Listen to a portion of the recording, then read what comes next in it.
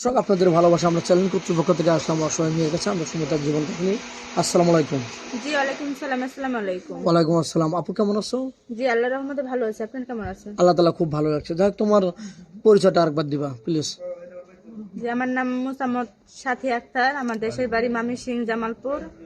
আর আমার বাবা আছে অসুস্থ, মা আছে সৎ মা, দুইটা ভাই আছে। ও আচ্ছা, ছোট দুই ভাই না তুমি বড়? জি আমি বড়। আচ্ছা, তোমার বয়সটা কত? 21 বছর রানিং চলতেছে। 21 বছর। তোমার আগে তো বিয়ে শাদী হয়নি, অবিবাহিত না? যে না বিয়ে শাদী হয়নি। বিয়ে শাদী হয় নাই। যাই হোক, পড়াশোনা কতটুকু করেছিলে? 8 পর্যন্ত করছি, 8 পাস করি নাই। 8 পাস। ও তো 8 পর্যন্ত পড়াশোনা নাকি? তোমার কি পড়াশোনা করার ইচ্ছা ছিল না? জি ইচ্ছা ছিল, সামর্থ্য ছিল না। বুঝতে পারছি, মানে টাকা পয়সা থাকলে তুমি পড়াশোনা করতা। জি মনের ভিতরে ইচ্ছা আছে কিন্তু অর্থ নাই নাকি? জি এটা তো আমাদের ক্যামেরার সামনে কি জন্য আসছো? বিয়ে শাদীর জন্য? বিয়ের জন্য আসছি। আচ্ছা, যাই হোক, তোমার চেহারা অনেক সুন্দর, মায়াবী চেহারা, অনেক সুন্দর মেয়ে। তুমি তুমি কি ধরনের স্বামী চাচ্ছ? দাড়িওয়ালা হবে নাকি হলে মানে কালো হলে চলবে, নাকি সুন্দর লাগবে, না স্মার্ট লাগবে, কিরকম লাগবে বলো তো? জি কালো হলেও চলবে, দাড়ি হলেও চলবে, স্মার্ট না হলেও চলবে। তার একটা ভালো মন থাকতে হবে, গরিব বলে অবহেলা করবে না। আর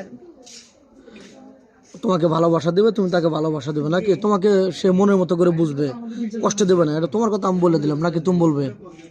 হ্যাঁ এরকমটাই। আচ্ছা, যাই হোক, কোনো প্রবাসী ভাই, যেমন আমাদের এই ভিডিওটা প্রবাসী ভাই অনেক বেশি দেখে, কোনো প্রবাসী ভাই তোমাকে বিয়ে করতে চাইলেন, তোমার কোনো আপত্তি আছে? যে না আপত্তি নেই। তারা কিন্তু অনেক কঠোর পরিশ্রম করে তার বাপ মা বা স্ত্রীর জন্য তারা কর্ম করবে, মাথার ঘাম পায়ে ফেলাবে। তাদেরকে ভবিষ্যতে কষ্ট দেবে কিনা? যে না কষ্ট দেব না।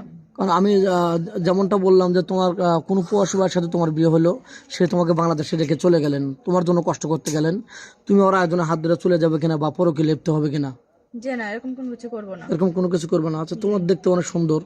তুমি কোনো প্রবাসী ভাই তার একটা বেবি আছে, ছোট্ট একটা বেবি আছে, বা তার ওয়াইফ নাই বা ওয়াইফ অসুস্থ, এরকম ম্যান হলে তোমার চলবে কিনা? তুমি বিয়ে করবে? জি সত্যি তো? জি পর আবার ধোকাবাজি 2 নম্বরে কোনো ছলচাতুরি করবে না তো? যে না। সত্যি বলছো? জি যাক, তুমি কি রান্না করতে ভালোবাসো আর কি খেতে ভালোবাসো? খেতে তো সবটাই ভালোবাসি, কিন্তু ওরকম অর্থের কারণে খাওয়া হয় না। যাই যেটা তাই খাই আর কি। মন চায় কিন্তু অর্থ নেই খাওয়ার জন্য। যাই হোক, ভালোবাসি। তোমার চেহারা অনেক সুন্দর, তুমি চলাফেরা করতে কেউ তোমাকে প্রেমের বা বিয়ের প্রস্তাব দেয় না?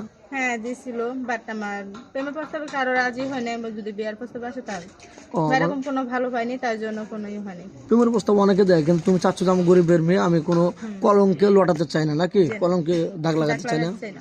বুঝতে পারছি। যাই হোক, তোমার কি ফোন আছে? যে না আমার কোনো ফোন নাই। এখন এই যুগে তো বিশ্বাস করতে চায় না যে ফোন নেই। কিন্তু ভাই একবেলা খেলার একবেলা খাবার পাই না, কিভাবে ফোন চালামো? ও, বুঝতে ফোন নাই। পারছি। ও, যাই হোক, মেয়েটা কোনো ফোন নাই, অসহায়, খুবই ভালো মেয়ে। যাক, মুসলমান ঘরের মেয়ে, নামাজ কালাম পড়ে। মেয়ের কোনো ফোন নেই, আমাদের নাম্বার দেওয়া থাকবে, ইমো হোয়াটসঅ্যাপ আছে। কেউ ভিডিও কল দেবেন না, অডিও কল দেবেন। ভিডিও কল দিলে বল করতে বাধ্য হবো।